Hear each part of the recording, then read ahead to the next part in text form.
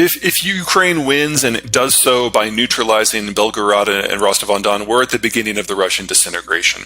Most of the infrastructure that allows the Russian core around Moscow to influence the Northern Caucasus, pre-Soviet, it routed through Ukraine.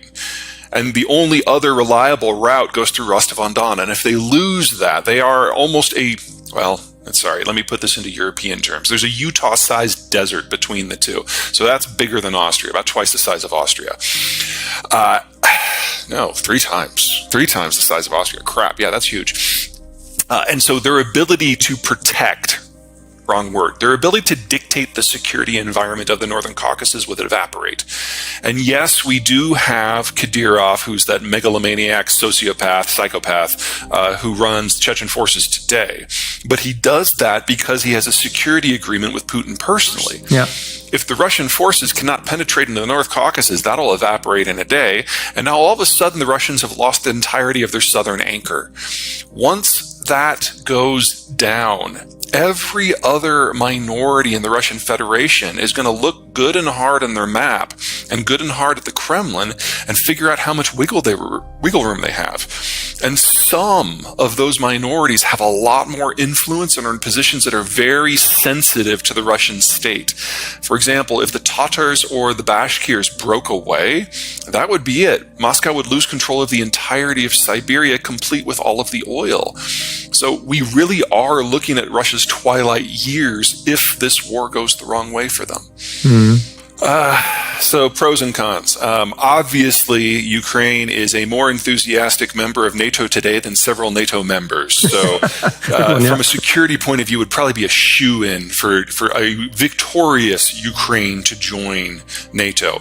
To use another question, we're talking about conservatively a 1.5 trillion euro reconstruction project here.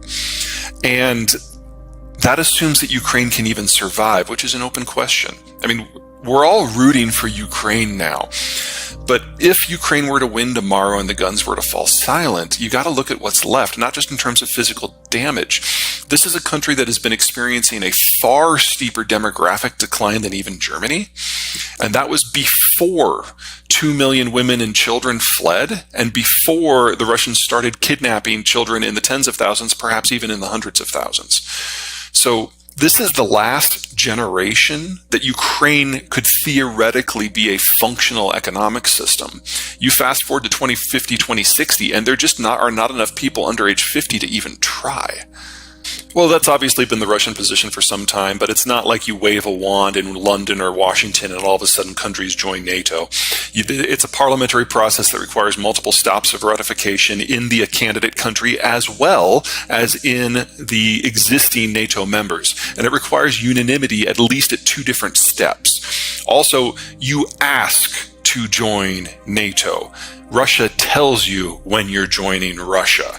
So I can understand why a anti-democratic, somewhat dictatorial, somewhat genocidal government would be opposed to any sort of military bloc approaching it. I get it, but that doesn't mean that these are equivalent cases. The war was going to happen anyway. And if all of the states of the former Soviet bloc had remained neutral, that just meant it would have happened sooner. Mm. If they lose, the entire Russian government is in danger. The problem here is honestly the same no matter how this goes down. There was a coup in the Soviet Union in 1982 in which the intelligence directorates took over the Communist Party and ran the country until it fell apart. And then that cadre survived into the post-Cold War era, and Putin is the heir to that legacy. Also, in about 1986, the technical educational system in the Soviet Union fell apart and was never reconstituted, and it wasn't reconstituted in post-Soviet Russia either. So the entirety of the leadership cadre of today's Russian Federation is heir to those 2 problems, and it's only about 130 people. And they all see the world the same way. And Putin has purged it, pretty much, of anyone who might theoretically throw a coup. So, assuming for the moment that Putin were to die tomorrow, I don't think it would really matter for the war or the overall strategic aims. All of the people who are left in leadership see the world through more or less the same lens. Now, there would be probably a 3 to 6 month period where the remaining 130 people decide, who's going to be in charge, and that would be some valuable disruption time if you're Ukraine. But I don't think it fundamentally moves the needle. How would the world look like if Russia wins, actually? If Russia wins? Well, honestly, that's a question for Berlin. Because what would probably happen is the Russians would get to the border of Warsaw and they would call up Stockholm and Berlin and Paris and London on a conference call and say, look, we know we can't match you on the field of battle. So we've already given the order. The nukes will launch tomorrow at noon. You have until then to forswear all defensive relationships with the Poles.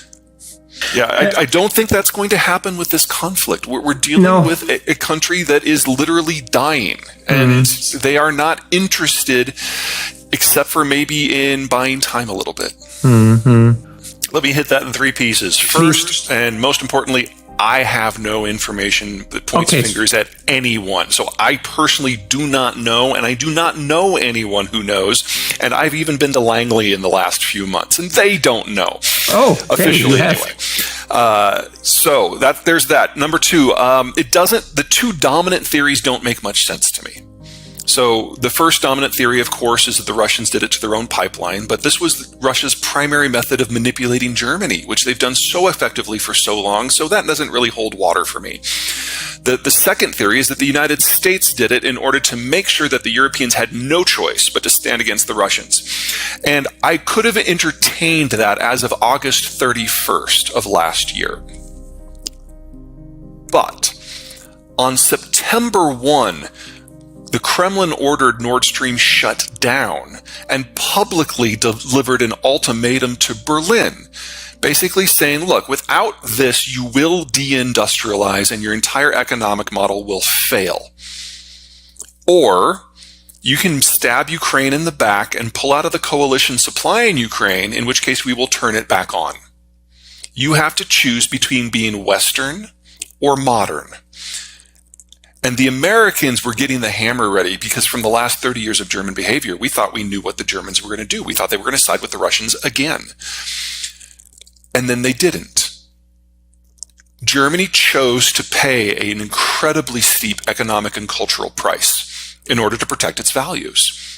No one in the United States saw that coming, and that hammer got put down. So from the American point of view, everything that we could have ever asked of the Germans unexpectedly happened. And so we had no reason to blow it up.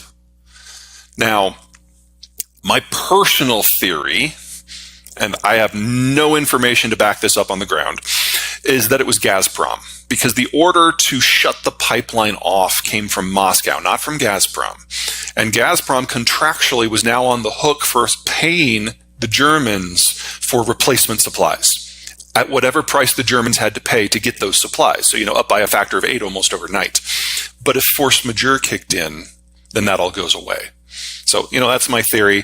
Anyway, third, and perhaps most importantly, the Swedes are 100% positive who did it. They say they've got proof. But if they provide proof that it was the Russians, then Europe has to cease trading completely with the Russians overnight, because you cannot have a trading partner that is targeting your critical infrastructure. And so the Swedes have been asked unofficially to sit on the information. They've been sitting on it now for almost 6 months. And the Danes also supposedly have information, and they're getting a little bit more antsy than even the Swedes, because, the Danes are already in NATO, whereas Sweden is still in the waiting room. So we're probably reaching a point fairly soon where some Scandinavian is going to leak this information out and force Berlin and Paris and the rest to do some very difficult things in a very short period of time. Luckily, the Europeans have had over a year now to cut their dependency upon the Russian space, and honestly, it's going a lot better than I had any reason to expect at the beginning. That is the concern in the United States, in London, and across Ukraine and all of Central Europe, is that the Germans will look for a way to go back to how things were. We're now at a point, I would argue, that even if the politics were right, the economics will never line up again. Most of the Russian commodities are produced in the permafrost. It's a territory that slows and buckles and bends, and the Russians cannot maintain that output in the long term without massive amounts of external funding and, more importantly, external labor, because their labor force is in a state of collapse. So the only way we can go back to 2020 in terms of energy and commodity supplies is if we have the war resolved, or at least settled overnight, and then someone steps forward with at least €1 trillion worth of investment, not for Ukraine, for Russia. I don't see that as being even remotely in the cards.